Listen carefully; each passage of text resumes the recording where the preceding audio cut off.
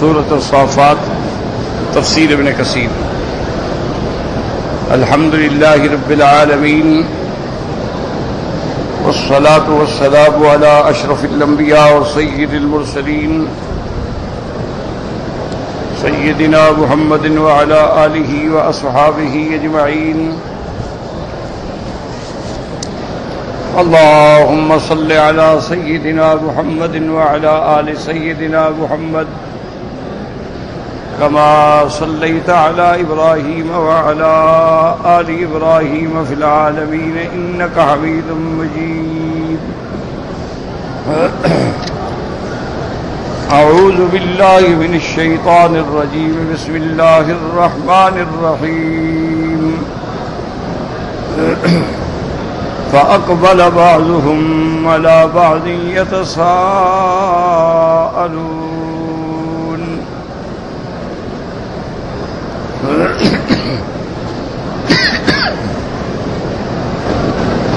قال قائل منهم إني كان لي قرين يقول أئنك لمن المصدقين أئذا متنا وكنا ترابا وإذاما أئنا لمدينون۔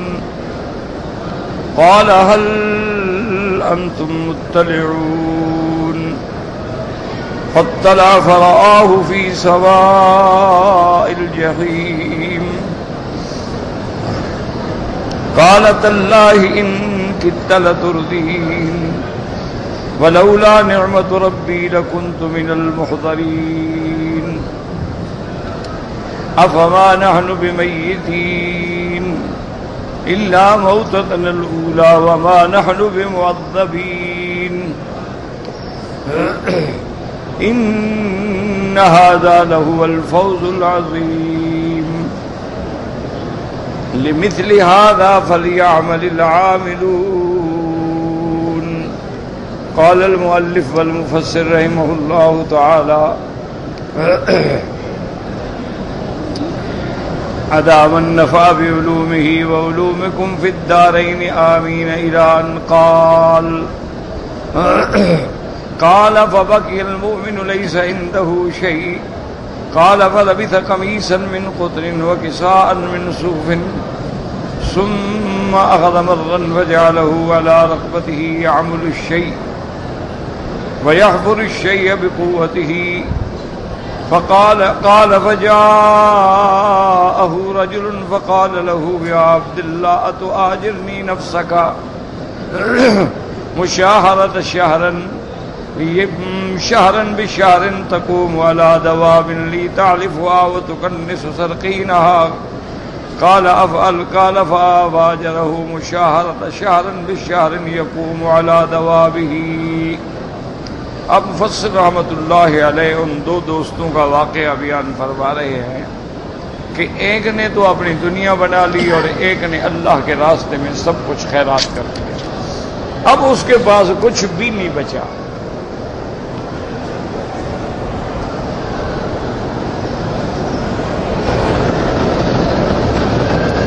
اسی عالم میں اس بیچارے نے ایک قمیص من قطن یعنی کپاس کی اور شلوار جو ہے وہ صوف کی یعنی اون کی، بس وہی اس کا لباس رہا۔ اور اس کے بعد وہ راستے میں بیٹھ جاتا اور یحفر الشیء بقوت ہی کچھ کھدائی ودائی کا کام کرتا۔ قال فجاءه رجل فقال له يا عبد الله۔ ایک آدمی آیا اس کے پاس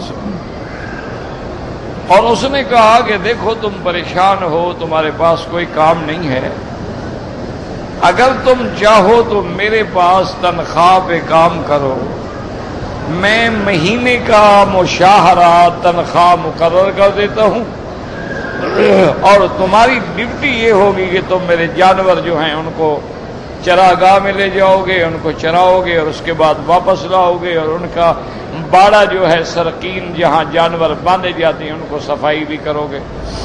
اس نے کہا ٹھیک ہے۔ تو وہ آدمی جو ہے اس نے اس کو مہینے پہ رکھ لیا.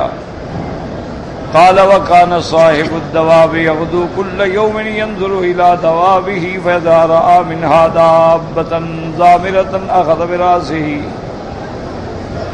براسه فوجع عنقه ثم يقول له سرقت شعير هذه البارحة.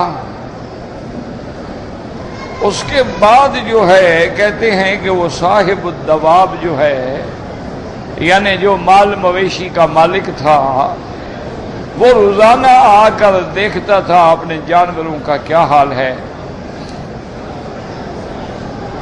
اس نے دیکھا ایک دن کہ اس کی کسی جانور کی گردن جھکی ہوئی ہے اور بڑی حالت خراب ہے. اس نے فوراً اس کی گردن کو فوجع عنقہ یعنی اس کو توڑا. ثم یقول له سرقت شعیر هذه البارحة اور کہنے لگا کہ میں نے جو ان کے لیے تمہیں خوراک دی تھی جو دیے تھے شعیر مانا جو جانوروں کو کھانے کے لیے کیا تم نے چوری کر کے بھیج دیے بھوکے مر رہے. فلما رأى المؤمن هذه الشدة قال لا تئن شريكي الكافر فلا أعملن في أرضه فليطعمني هذه الكسرة يوما بيوم ويكسوني هذين الثوبين اذا بلیا. اس کے بعد اس نے کہا کہ بھئی اس اللہ کے بندے نے تو مجھے تنگ کر دیا ہے، بہتر ہے کہ میں اپنے اسی دوست کے پاس جاؤں، اس کے پاس جاؤں گا کہ بھئی میں تمہاری مزدوری کروں گا، تمہاری زمین پہ کام کروں گا، تم مجھے صرف کھانا دے دیا کرو اور کپڑے جب پرانے ہو جائیں تو کپڑا دے دیا کرو، بس روٹی کپڑے پہ میں کام کروں. قال فانطلق يريده فانتهى الى بابه. وہ اس کو ڈھونڈتے ڈھونڈتے اس مکان کے اس دوست کے دروازے پہ پہنچا. وهو ممسن فاذا قصر مشيد في السماء. جا کے دیکھا شام کو تو بہت بڑا محل ہے، گویا کہ اتنا اونچا ہے کہ آسمان سے باتیں کر رہا ہے. وَإِذَا حَوْلَهُ الْبَوَّابُونَ اور سب نوکر حشم خدم بواب حارس دروازوں پہ کھڑے ہیں. فَقَالَ لَهُمْ اسْتَأْذِنُوا لِي عَلَى صَاحِبِ هَذَا الْقَصْرِ فَإِنَّكُمْ إِذَا فَعَلْتُمْ سَرَّهُ ذَلِكَ. اس نے جا کے دربانوں سے کہا کہ مہربانی کر کے اس محل کے مالک کو جا کے خبر کرو اور میرے لیے اجازت مانگو کہ میں بھی آ کے اندر داخل ہو جاؤں، اور جب اس کو خبر ملے گی تو خوش ہوگا، میرا دوست ہے وہ. فقالوا له انطلق ان كنت صادقا فنم في ناحية فإذا أصبحت فتعرض له. انہوں نے کہا کہ دیکھو ہم اجازت تو نہیں مانگ سکتے، اس وقت شام کا وقت ہے، تم ایسا کرو کہ فلاں جگہ جا کے لیٹ جاؤ، صبح کو جب مالک اٹھے گا گزرے گا تو اس کے سامنے تم پیش ہو جانا. فانطلق المؤمن فألقى نصف كسائه تحته ونصفه فوقه ثم نام. اب وہ بندہ مومن جو ہے وہ اس جگہ پہ گیا اور آدھی چادر نیچے بچھا دی اور آدھی چادر اپنے اوپر ڈال کے وہیں سو گیا. فلما اصبح اتى شريكه فتعرض له فخرج شريكه الكافر وهو راكب فلما رآه عرفه. اب جب صبح ہوئی تو وہ اپنے اس دوست کے پاس آیا جس کے ساتھ کبھی اس کا کاروبار مشترک تھا، اس کا شریک تھا، دوست تھا. اس نے اپنے آپ کو پیش کیا. اب اس مقام پہ جب اس کا دوست آیا وہ سواری پہ سوار تھا، اس نے دیکھا تو پہچان لیا کہ میرا دوست ہے. کیا ہے تو وہاں جا کے بیٹھا نا، یہاں طالبوں کے آگے تو مت بیٹھے، سپیکر کے ساتھ جا کے بیٹھ جائیں، وہاں آپ کو سنائی دے گا. یہ تو نہیں کہ وہ کتاب لے کے بیٹھے ہیں تو ان کے اوپر آگے بیٹھ جاؤ.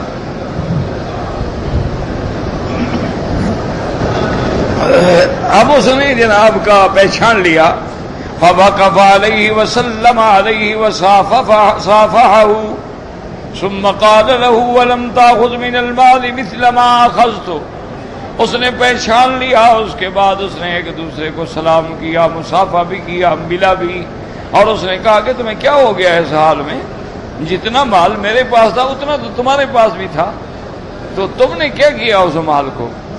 قال بلا قال وهذه حالي وهذه حالك قال اخبرني ما صنعت في مالك، اس نے کہا اچھا بتاؤ تم نے کیا کیا اپنے مال کو؟ قال لا تسألني عنه قال فما جاء بك، اس نے کہا اچھا یہ بتاؤ کیوں آئے ہو میرے پاس؟ قال جئت اعمل في ارضك هذه فتطعمني هذه الكسرة يوما بيوم وتكسوني هذين الثوبين اذا بليا، اس نے کہا میں اس لیے آیا ہوں کہ تمہاری زمینوں پہ کام کروں گا اور میری اجرت صرف یہ ہوگی کہ مجھے روٹی دیا کرو اور جب کپڑوں کی ضرورت ہو تو کپڑے دیا کرو۔ قال لا ولكن اصنع بك ما هو خير من هذا ولكن لا ترى مني خيرا حتى تخبرني ما صنعت في مالك قال اقرضته قال من، اس نے کہا کہ نہیں ولكن اصنع بك، میں تمہارے ساتھ اچھا بھلائی کروں گا، اچھا کام کروں گا، لیکن شرط یہ ہے کہ مجھے بتاؤ کہ تمہارا پیسہ کہاں گیا؟ جتنا پیسہ تمہارے پاس میرے پاس تھا اتنا تمہارے پاس، آج میرے محل دیکھو، نوکر چاکر کاروبار، تمہارا پیسہ کیا ہو گیا؟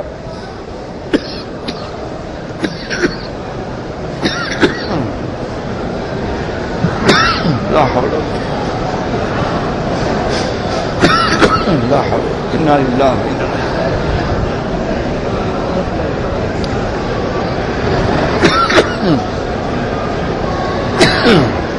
قال اقرضته قال من قال الملی الوفی قال من، اس نے کہا کہ میں نے اپنا پیسہ جو ہے قرضہ دے دیا۔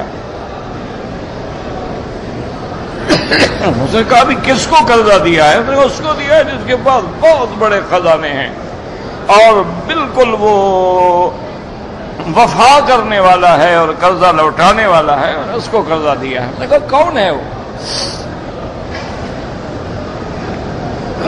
قال اللہ ربی قال وهو مصافحه فانتزع يده من يده ثم قال، اس نے کہا میں نے جو اپنے اللہ کو قرضہ دیا ہے تو وہ ہاتھ ملائے ہوا تھا، اس نے ہاتھ بھی کھینچ لیا اور اس کے بعد کہا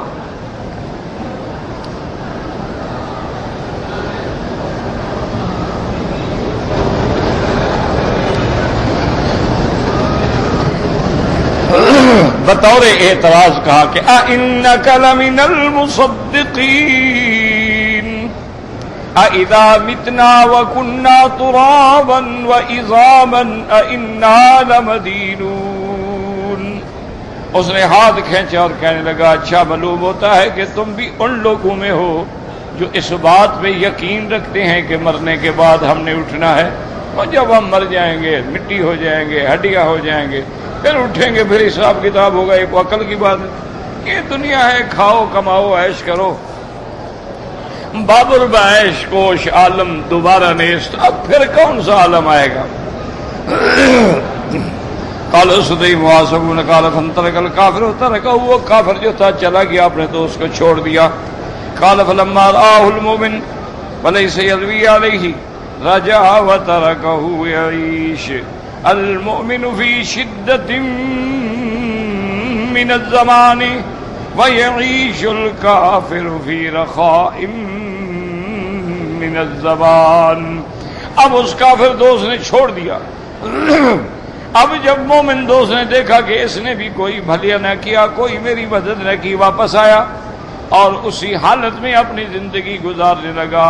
المؤمن فی شدت من الزمان، مومن کے لیے بڑی سختی کا دور تھا، اس لیے میرے آقا کا فرمان ہے، یاد رکھیں، آپ نے فرمایا شد بلان الانبیاء ثم الامثل فالامثل، سب سے زیادہ مصیبتیں، سب سے زیادہ امتحان، سب سے زیادہ مشقتیں اللہ کے انبیاء پہ آتی ہیں، اور انبیاء کے بعد پھر جیسے درجہ ہوتا ہے اس طرح جتنی شان بڑا ہوتا ہے اتنی امتحان بھی بڑا ہوتا ہے اور اتنی تکلیفیں بھی بڑی ہوتی ہیں، اور المؤمن مبتلا، ایمان والے ہمیشہ ابتلا میں ہوتے ہیں۔ اس لیے میرے آقا نے فرمایا انی اوذیت فی سبیل اللہ ما لم یؤذ نبی قبلی قط، آپ نے فرمایا مجھے اللہ کے راستے میں اتنی تکلیفیں پہنچائی گئی ہیں کہ مجھ سے پہلے کسی پیغمبر کو نہیں پہنچائی گئی۔ چونکہ سب سے زیادہ شان میرے مدنی پاک کا ہے، سیدنا محمد مصطفیٰ کا ہے، سب سے افضل، سب سے اجمل، سب سے اکمل، اور خاتم الانبیاء والرسل سیدنا محمد مصطفیٰ صلی اللہ علیہ وسلم ہے۔ تو امتحان بھی اسی طرح آئے ہیں۔ کون سا امتحان ہے اور کون سا ابتلا ہے جو میرے مدنی محمد مصطفیٰ پہ نہیں آیا؟ تو اس لیے ہمیشہ یاد رکھیں کہ جتنا ایمان قوی ہوتا ہے اتنی پریشانیاں بھی ہوتی ہیں، اور جتنا فاسق ہے، فاجر ہے، کافر ہے، مشرک ہے، مزے میں ہے، چونکہ ان کے لیے تو بس یہی دنیا ہے، اگلا آخرت پر تو ایمان ہے ہی نہیں۔ اس لیے یہ ایک اللہ کا نظام ہے۔ اس لیے اللہ فرماتے ہیں الف لام میم احسب الناس ان یترکوا ان یقولوا آمنا وهم لا یفتنون۔ اللہ نے فرمایا کیا یہ لوگ گمان کرتے ہیں کہ ایمان لائیں گے پھر امتحان نہیں ہوگا؟ امتحان تو ہوگا کہ تم امتحان ایمان میں کتنے پکے ہو۔ ہر قسم کی آزمائش ہوگی۔ اب آپ دیکھیں کہ اسی سرزمین مکہ میں ابو جہل عیش کر رہا ہے، ابھی لہب عیش کر رہا ہے، عتبہ عتیبہ شیبہ ربیعہ عیش کر رہے ہیں، اور حضور صلی اللہ علیہ وسلم اور آپ کے صحابہ حضرت بلال ہیں، حضرت صہیب ہیں، حضرت عامر ہیں، عمار ابن یاسر ہیں، حضرت خبیب ہے، بی بی سمیہ ہے، بی بی زنیرہ ہے، ہر وقت عذاب میں۔ اللہ کا ایک نظام۔ حتیٰ کہ بی بی زنیرہ جو تھی اس کو ابو جہل نے اتنا عذاب دیا، اتنا مارا کہ اس کی آنکھیں چلی گئی، نور ختم ہو گیا۔ اور اس کے بعد بھی پھر پتہ ہے وہ بدبخت کیا کہتا ہے؟ کہتا ہے دیکھا تم نے ہمارے خداؤں کی توہین کی ہے تو ہمارے خدا لات نے تمہارا نور چھین لیا۔ اور اتنا بدبخت مارتا تھا اس عورت بیچاری بی بی کو کہ مارتے مارتے جب تھک جاتا نا کہتا واللہ لو ما فطرتو، اگر میں نہ تھک جاتا نا لضربتو کی وجہ میں تمہیں پھر مارتا، لیکن اب میں مار مار کے تھک گیا۔ تم حضور کا نام چھوڑو، کلمہ چھوڑو، توحید چھوڑو، اس طرح سے کہا یہ نہیں ہو سکتا۔ اللہ کی شان ہے کہ اللہ تبارک و تعالی نے پھر اس کی نور بھی واپس فرما دیا، آنکھیں بھی روشن ہو گئی۔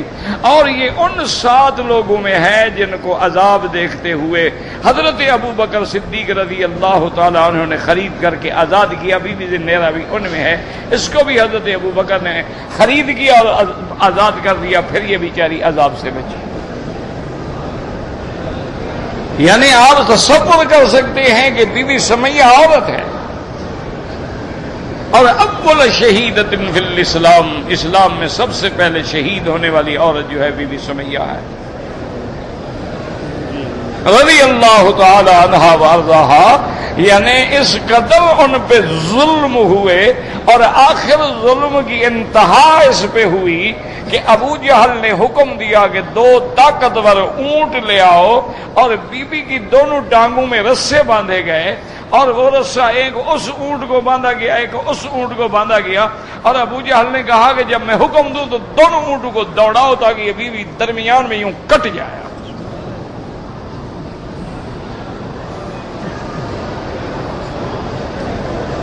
یہ اسلام ایمان چوری کھانے حلوے کھانے کا نام نہیں ہے، یہ 11ویں منانے کا نام نہیں ہے، یہ تو قربانیاں دینے کا نام ہے، یہ تو محمد مدنی کے عشق میں اس طرح جان دینے کا نام ہے کہ بی بی سمیہ کی ٹانگوں میں رسے باندھے گئے ہیں۔ ابو جہل کھڑا ہے، کہتا ہے اب بھی تم توحید کا کلمہ چھوڑ دو۔ اس نے کہا احد احد احد، میں نہیں چھوڑ سکتی کلمہ۔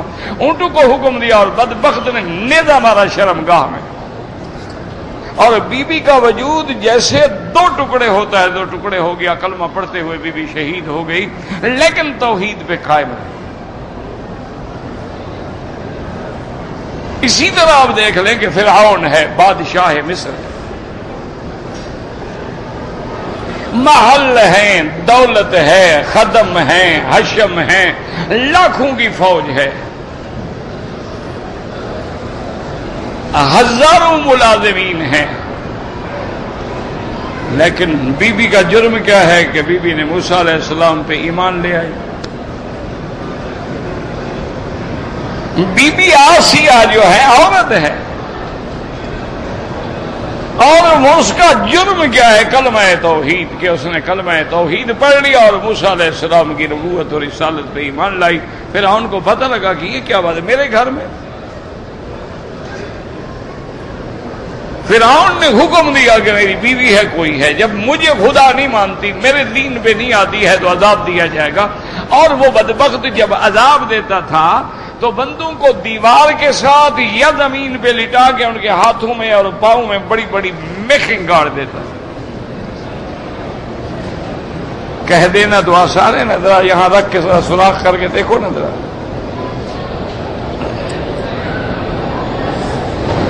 اسی لیے ایک فرعون ذل اتار،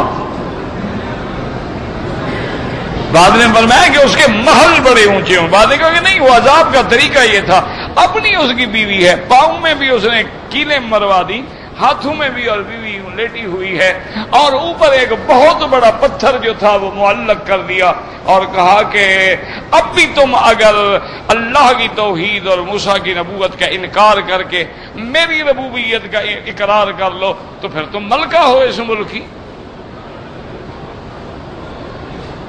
اس نے کہا فرعون نے، اور اس وقت بھی ایمان دیکھو نا ذرا بیوی کا۔ ہم تو عمرے پہ آتے ہیں، حج پہ آتے ہیں، یہی دعائیں مانگتے ہیں، اللہ پیسے عطا فرما، یا اللہ مطلب رقبہ زیادہ مل جائے، کوئی 10-15-20 روپے زمین مل جائے، کوئی گاڑی مل جائے، کوئی کار مل جائے، ہم تو یہی دعائیں مانگتے ہیں۔ ہماری اولادوں کو بھی پیسہ اور دولت عطا فرما، رزق میں برکتیں عطا فرما، اور مال میں برکتیں عطا فرما، ہم تو یہی دعائیں مانگتے ہیں۔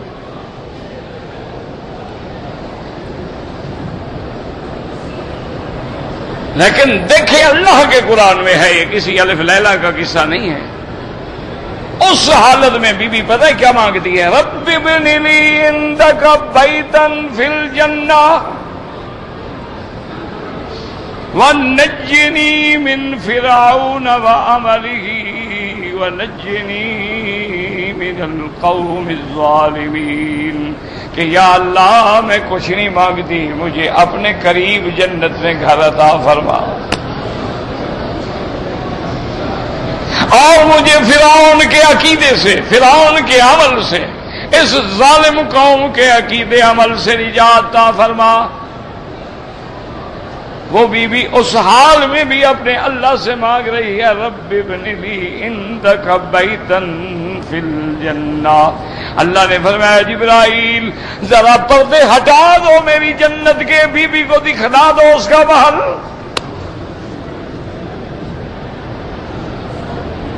اللہ چاہے جب چاہے دکھلا دے۔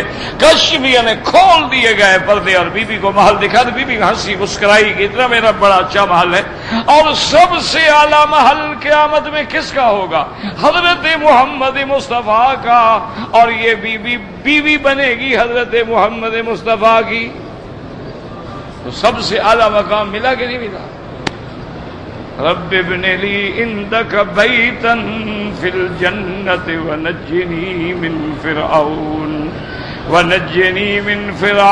وعملہ ونجنی من القوم الظالمین۔ بی بی جب مسکرائی تو فرعون سمجھا کہ اس عذاب کی وجہ سے بی بی کا دماغ ختم ہو گیا ہے، پاگل ہو گئی ہے، اس لیے ہنس رہی ہے، ورنہ عذاب میں بھی کوئی ہنستا ہے؟ عذاب میں کوئی مسکراتا ہے کہ ہاتھوں میں کیلے لگے ہوئے ہیں، پتھر اوپر ہو؟ اس نے کہا اچھا تمہارا دماغ؟ نے کہا نہیں، دماغ نہیں خراب ہو گیا، اللہ نے مجھے میرا مقام دکھلا دیا ہے، تم نے جو کرنا ہے کرو۔ اور آج بھی یاد رکھو جو اللہ کے راستے میں اللہ کے دین کے لیے جانے دے رہے ہیں ان کو بھی اللہ سب کچھ دکھلا دے آج بھی، ورنہ یاد رکھیں کہ بالکل بے سہارا لوگ۔ دیکھیں نا صحابہ کے پاس کیا طاقت تھی،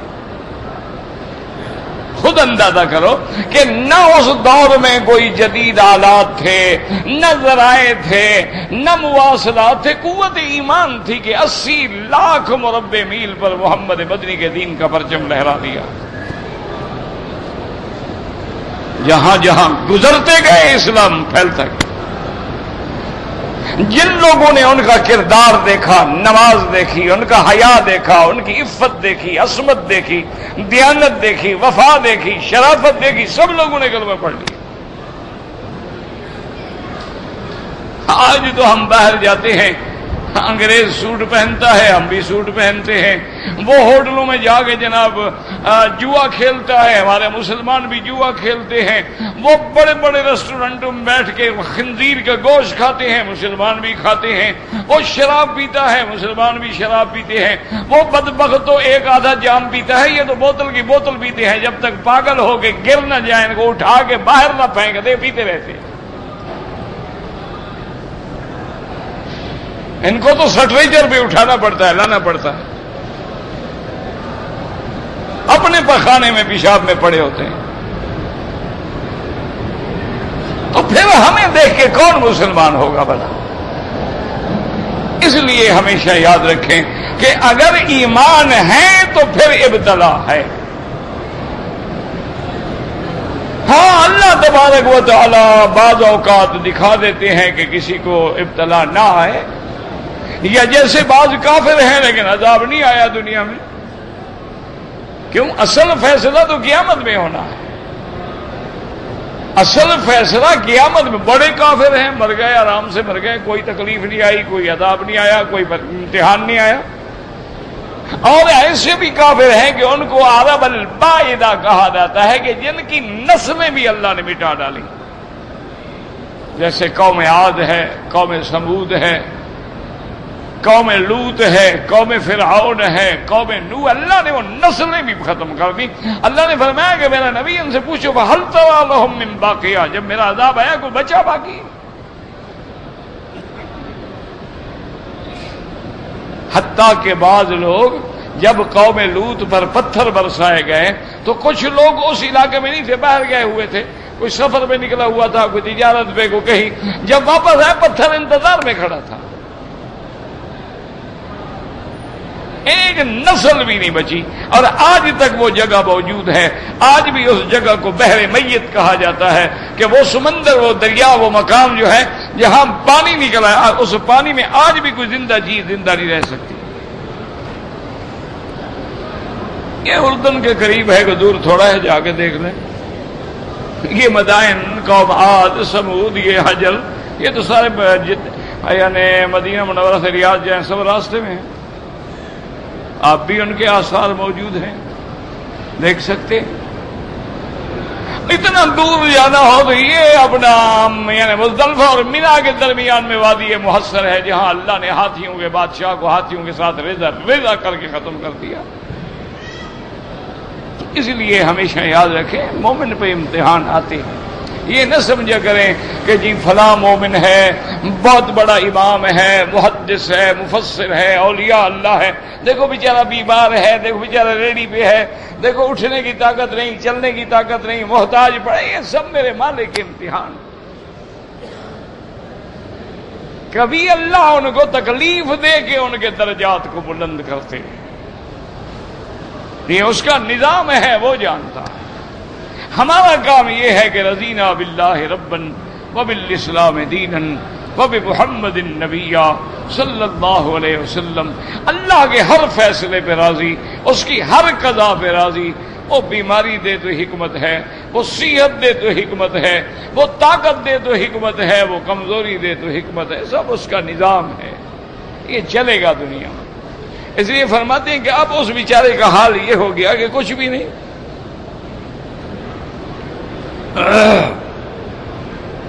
وَيَعِيشُ الْكَافِرُ فِي رَخَاءٍ مِّنَ الزَّمَانِ قَالَ فَإِذَا كَانَ يَوْمُ الْقِيَامَةِ، اب جب قیامت کا دن ہوگا، یاد رکھو ابھی تو قیامت نہیں آئی نا، یہ جو واقعات اللہ بیان فرما رہے ہیں، چونکہ اللہ کو علم ہے کہ جب قیامت آئے گی اس دن اس کا یہ حال ہوگا، اس کا یہ ہوگا، اس کا یہ ہوگا، وہ اللہ ذکر فرما رہے ہیں، کیونکہ ہر چیز اللہ کے علم میں ہے۔ کہ ہم نے مرنے کے بعد اٹھنا ہے، اور فلاں آدمی کا کیا حال ہوگا، ابو بکر کا کیا مقام ہوگا، عمر کا کیا ہوگا، عثمان کا کیا ہوگا، علی کا کیا مقام ہوگا رضوان اللہ علیہم۔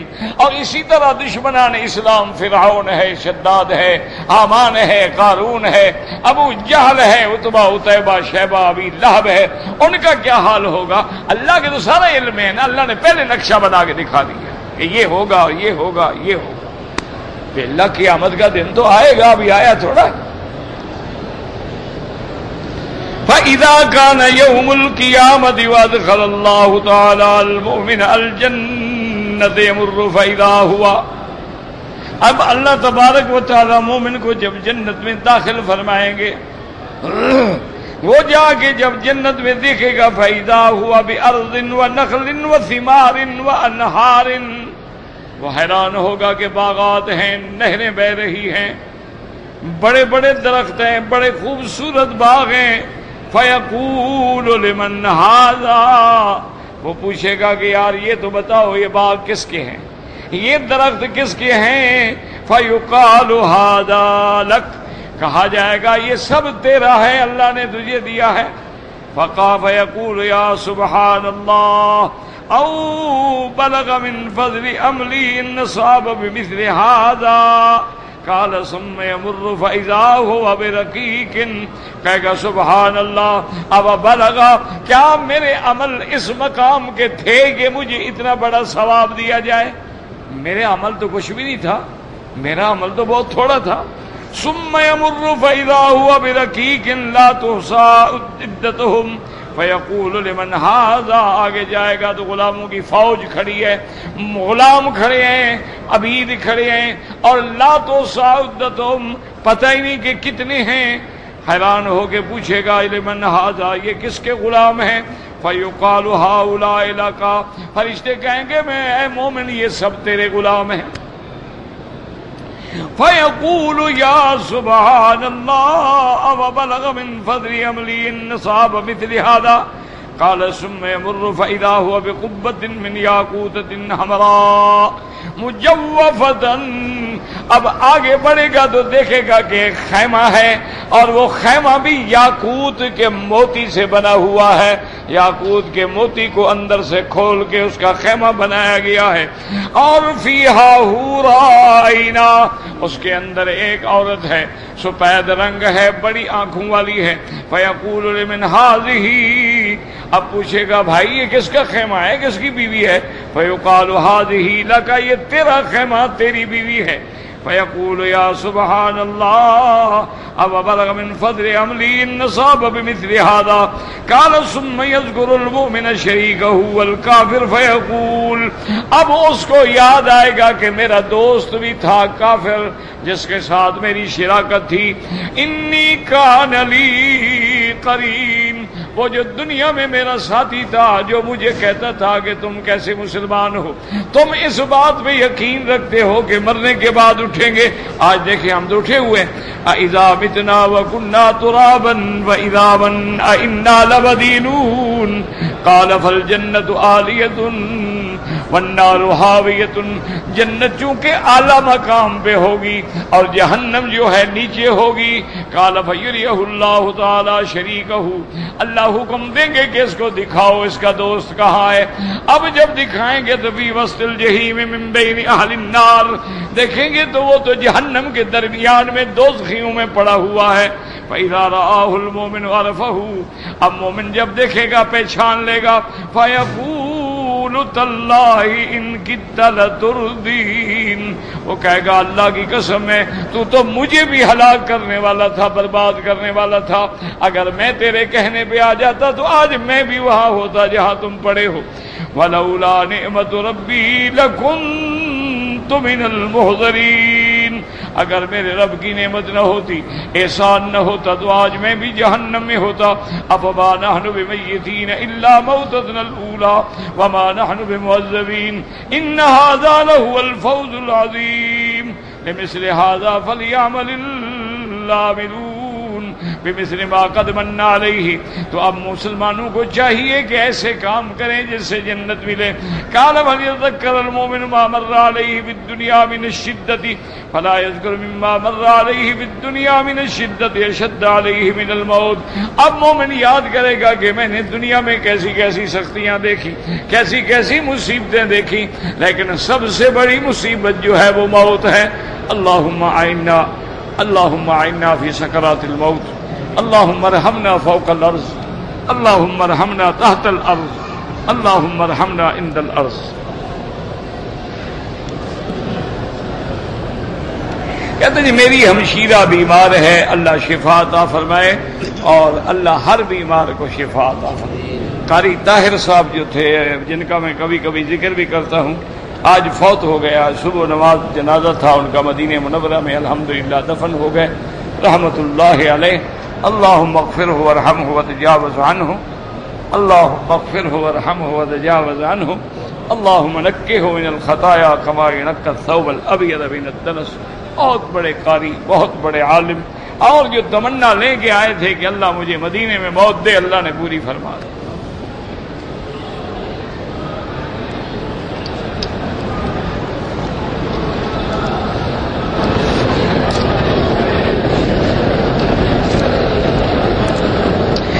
دوران طواف اگر کوئی آدمی قرآن کی تلاوت کرے بالکل کرے، کوئی منع نہیں.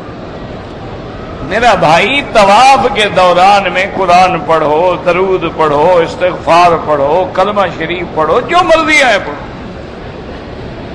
لیکن جن لوگوں کو قرآن یاد ہے وہ قرآن پڑھے. یہ قرآن اٹھا کے پڑھنا جو ہے اس میں خطرہ ہوتا ہے. آدمی آگے گزر رہے ہیں، کسی نے دھکا مار دیا، وہ ادھر دیکھ رہا ہے، آگے عورت آ گئی، عورت کو لگ گیا.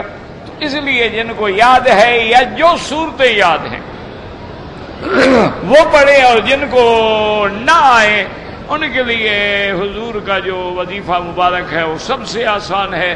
سبحان اللہ والحمد للہ لا الہ الا اللہ اللہ اکبر وللہ الحمد.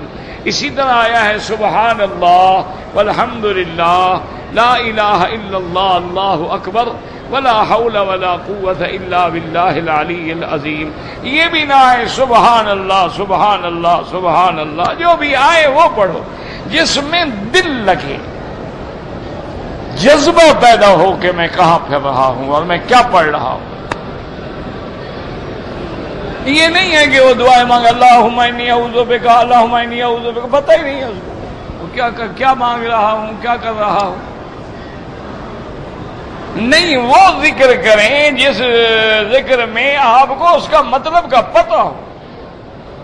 آپ درود شریف پڑھیں، آپ آیت کریمہ پڑھیں، آپ سبحان اللہ و بحمدہ سبحان اللہ العظیم پڑھیں، اور نظر جو ہے وہ نیچے ہو، ادب سے چلو، کسی غیر محرم عورت کے ساتھ اختلاط نہ ہو. موقع ہے بوسہ دے دو، نہیں ہے بسم اللہ اللہ اکبر وللہ الحمد. کوئی ضرورت نہیں نہ لڑنے کی، نہ دھکا دینے کی، نہ کسی غیر محرم کے ساتھ بدن لگانے کی. ادب کے ساتھ چلو، احترام کے ساتھ چلو، نہ بھاگو نہ دوڑو. کوئی ادھر سے مت نکلتا ہے، کوئی ادھر سے گردن نکالتی ہے. یہ طواف تھوڑا ہے، یہ تو لڑائی ہو گئی. ادب کے ساتھ چلیں اور جیسے چل رہے ہیں اسی طرح چلیں. نہ ادھر جا کر دیکھیں اور نہ ادھر دیکھیں اور نہ بلا وجہ باتیں کریں. طواف میں بات جائز ہے، کوئی شرعی مسئلہ ہے، کسی نے کوئی کام کی بات پوچھنی ہے بتا دو. یہ تھوڑا ہے کہ ہاتھ میں ہاتھ ڈال کے گپے مارتے رہو، گپے مارنے کی جگہ ہے. اور پھر دل میں استحضار ہو کہ میرا مولا تیرا کتنا بڑا کرم ہے کہ آج آپ نے ہمیں اپنے اس گھر کے باہر پھرنے کا موقع دیا ہے جو اول بیت وضع للناس ہے، جو ھدی للعالمین ہے، اور جہاں سب پیغمبر اور خاتم النبیین نے بھی آ کے طواف کیا ہے، جہاں صحابہ نے، تابعین نے، تبع تابعین نے، ائمہ محدثین نے، ائمہ مجتہدین نے، ائمہ فقہاء نے، علماء نے، اولیاء نے طواف کیا ہے. آج میں بھی تیرے گھر کے باہر تیری رحمت سے پھر رہا ہوں. تو جب اس تصور سے اور شوق سے طواف کرو گے، طواف کا معنی یہ نہیں ہوتا کہ دوڑو جیسے نماز پڑھتے ہیں ٹکرے اللہ اکبر اللہ اکبر اللہ اکبر. یعنی ابھی آدمی ایک رکعت نہ پڑھے، وہ 4 رکعتیں پڑھ کے سلام پھیر کے مزے سے بیٹھے ہوتے ہیں، پتہ نہیں کیا پڑھتے ہیں. یہ کون سی نماز ہے؟ آپ 2 رکعت پڑھیں لیکن انسان بن کے ادب کے ساتھ کہ اللہ کے دربار میں کھڑے ہیں اور اللہ دیکھ رہے ہیں. جب آدمی ادھر ادھر دیکھتا ہے تو اللہ بھی دیکھنا چھوڑ دیتا ہے. سکون کے ساتھ، اور جو لفظ پڑھیں اس کو سمجھیں، غور کریں کیا کہہ رہے. اللہ اکبر سمجھو. سبحانک اللہم وبحمدک وتبارک اسمک وتعالی جدک ولا الہ غیرک اعوذ باللہ من الشیطان الرجیم بسم اللہ الرحمن الرحیم. رکوع میں جائیں پتہ لگے سبحان ربی العظیم، سبحان ربی العظیم، سبحان ربی العظیم. ٹھیک ہے، یہ کوئی نماز ہے؟ اس سے تو بہتر ہے کہ نہ پڑھو، گناہ ہے. حضور نے فرمایا انک لم تصلی، ایک آدمی نے جلدی جلدی نماز پڑھی. حضور نے فرمایا ارجع فصلی فانک لم تصلی، جاؤ دوبارہ نماز پڑھو، تمہاری نماز نہیں ہوئی. تو ہم تو ٹکرے مارنے کے لیے آئے ہوئے ہیں، طواف ہے بھاگ رہے ہیں، عورتوں کے اندر سے گھس رہے ہیں، مقام حجر اسود پہ کھڑے ہیں، عورتوں کے ساتھ بدن لگا ہوا ہے. تم مسلمان ہو کیا ہو تم؟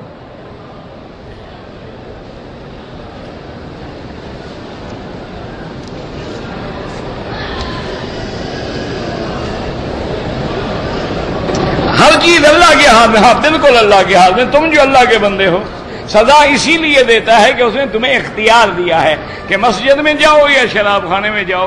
مسجد میں تم اپنے اختیار سے آتے ہو، شراب خانے میں بھی اپنے اختیار سے جاتے ہو. ادھر جاؤ گے سزا ملے گی، ادھر آؤ گے جزا ملے گی. ہر چیز تو اس کے ہاتھ میں ہے. تم جو اس کے بندے ہو اس لیے ہر چیز اس کے ہاتھ میں. لیکن یہ نہیں ہے کہ تم نے، اللہ نے تم کو باندھ کے حکم دیا کہ اس کو پکڑ کے اس کے منہ میں شراب ڈالو. یہ کس نے لکھا ہے؟ کس نے کہا ہے آپ کو؟ اللہ نے اختیار دیا ہے.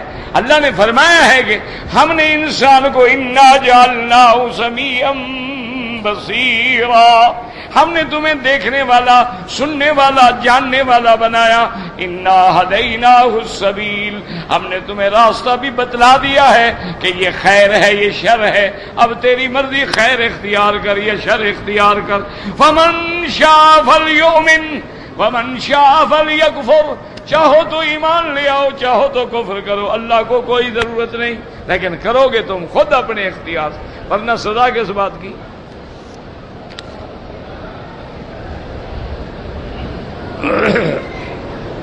ہم نے عمرہ کیا، سر پہ استرا پھروایا، 10 دن کے بعد دوبارہ استرا کیا تو بالوں پہ مشین پھروائی. اتنے بال آ گئے تھے کہ مشین اس میں سے گزر جائے. اگر مشین میں بال آئے ہی نہیں ہیں تو استرا بھی پھرواؤ اور ایک بار دم بھی دو.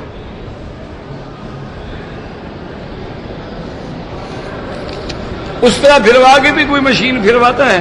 مشین پھروا کے تو استرا پھرواتا ہے.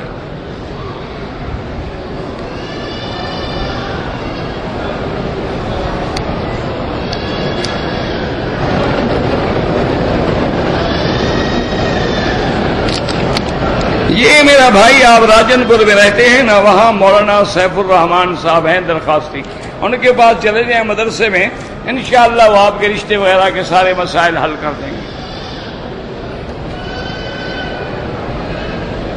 میں تو یہاں کر نہیں سکتا، جو یہاں تو قانون ہے کہ اس ملک کا آدمی باہر شادی کر ہی نہیں سکتا، نہ لڑکی نہ لڑکا، جب تک اجازت نہ لے. وہ کہتے ہیں اپنے ملک میں شادی کرو، باہر کیوں کرو؟ اگر کوئی زندہ آدمی ہے تم عمرہ اپنے لیے کرو، اس کے لیے دعا کرو.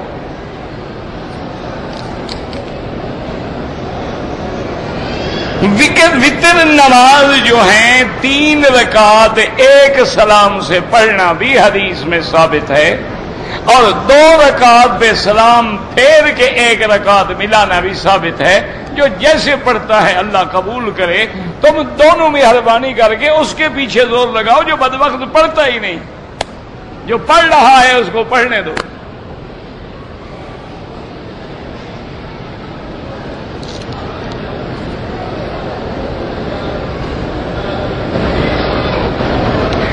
بڑی ہے لیکن نماز کے فرائض بھی نہیں جانتا، نہ وہ امام نہیں بن سکتا۔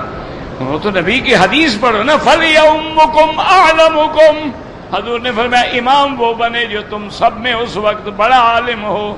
اس کے بعد فرمایا فَلْيَؤُمُّكُمْ أَقْرَؤُكُمْ، امام وہ بنے جو قرآن کا قاری ہو۔ اچھا اگر دونوں عالم ہیں، دونوں قاری ہیں، فرمایا فَلْيَؤُمُّكُمْ أَكْبَرُكُمْ سِنًّا، پھر جو عمر میں بڑا ہو وہ امام بنے۔ تو امامت کے تو شرائط ہیں، امامت تم نے کو مذاق سمجھ رکھی ہے، یہ کوئی اسمبلی کی ممبری ہے؟ امام بننا تو بہت بڑا مسئلہ ہے۔ بعض بڑے بڑے ہم نے علماء دیکھے اور امام نہیں وہ کہتے بابا سب کی ذمہ داری ہے میرے سر پہ، میں نہیں اٹھا سکتا۔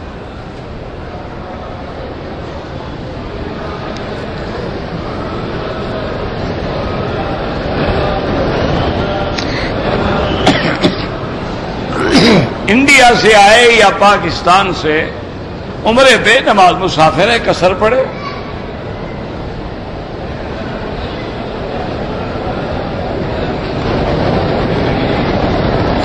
اگر عورت نے مدینہ منورہ سے احرام باندھ لیا، یعنی لیکن میقات پر جب پہنچے تو حیض آ گیا، احرام کیسے باندھ لیا؟ عورت کا کیا احرام ہوتا ہے کہ باندھ لیا؟ 2 چادریں باندھی تھیں یعنی کون سا عورت نے احرام باندھ لیا؟ عورت کا تو کوئی احرام نہیں ہوتا۔ آج تک جاہل لوگوں نے پتہ نہیں کیا بنا رکھا ہے، وہ سفید رومال جو باندھتی ہے سمجھتی ہے احرام ہے، نعوذ باللہ ثم نعوذ باللہ، کوئی عورت کا احرام نہیں۔ اور اس کے اوپر مسح کرتی ہے، رومال کھولتی نہیں، کہ رومال کھلا تو عمرہ کھل گیا، عمرہ بھاگ گیا۔ نماز نہ ہو، فرض نہ ہو، اوپر مسح کرنا ناجائز ہے، کوئی زخم تو نہیں تمہیں سر پہ؟ کوئی عورت کا احرام جو کپڑے پہنے ہوئے وہی احرام ہے، اسی میں نیت کرے گی لبیک بعمرۃ اللہم لبیک اللہم لبیک۔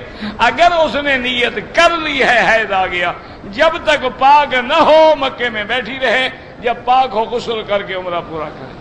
اگر اس نے لبیک نہیں پڑھا تھا تو پھر تو اس کا احرام ہے ہی نہیں، رومال باندھنے سے تو احرام نہیں ہوتا۔ 1 سال 1.5 سال کا بچہ ہے، اس کو عمرہ کرانا، اس کی ساتھ نیت کر لو، اس کو تم چھوڑ تو نہیں آؤ گے نا کہ بازار میں تم کھیلو ہم جا رہے ہیں عمرہ کر کے آتے، اٹھاؤ گے تو ویسے ہی اس کی بھی نیت کر لو، اس کو بھی عمرے کا ثواب ملے گا، تمہیں ایک اور عمرے کا ثواب ملے گا۔ طواف کے دوران اگر استلام بھول جائیں کوئی بات نہیں، اگر عشاء کی نماز کے بعد ہم 2 رکعت نفل شکرانہ پڑھنا چاہتے ہیں، وتر سے پہلے پڑھیں یا بعد میں، جب تمہیں موقع ملے پڑھ لو، کوئی بات، نفل ہے۔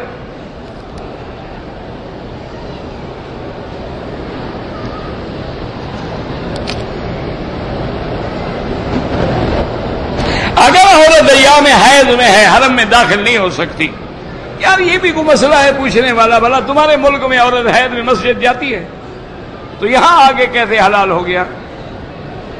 یار یہ کوئی مسئلہ ہے، تو کامن سینس ہے۔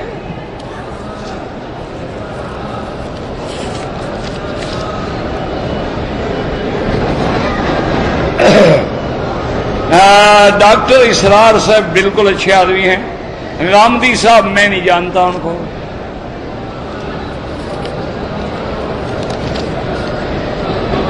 حضرت عیسیٰ آئیں گے، بالکل آئیں گے۔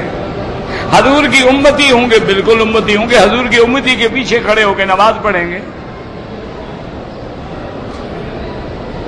ہاں تو کوئی نبی کسی دوسرے نبی کے تابع نہیں بھیجے، کیسے نہیں بھیجے گا؟ حضرت ہارون کس کے تابع تھے؟ تورات کے تابع تھے، تورات تو کتاب موسیٰ علیہ السلام کی ہے۔ اور یاد رکھو کہ ہر نبی دوسرے کی تصدیق کرتا ہے، میرے مدنی کے بعد نبی ہی کوئی نہیں، اس لیے اللہ نے بنی اسرائیل کے ایک پیغمبر کو بٹھا دیا ہے کہ وہ اتر کے تصدیق کرے۔ ربنا تقبل منا انک انت السمیع العلیم، اللهم فرج هم المهمومین، نفس کرب المکروبین، واقض الدین عن المدینین، واشفنا واشف مرضانا ومرضى المسلمین۔ مسجد عائشہ سے اگر احرام باندھے عصر کے بعد نماز نہ پڑھے، بس نیت کر کے چلے آئیں۔ موبائل فون کی رنگ گھنٹی کے بجائے قرآن کی آیت بھر لیں، بالکل ناجائز ہے، کیونکہ آپ لیٹرین میں بیٹھے ہوں وہاں قرآن شروع ہو جائے۔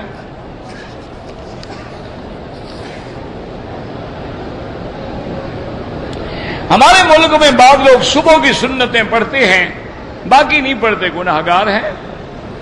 کیوں نہیں پڑھتے ہیں؟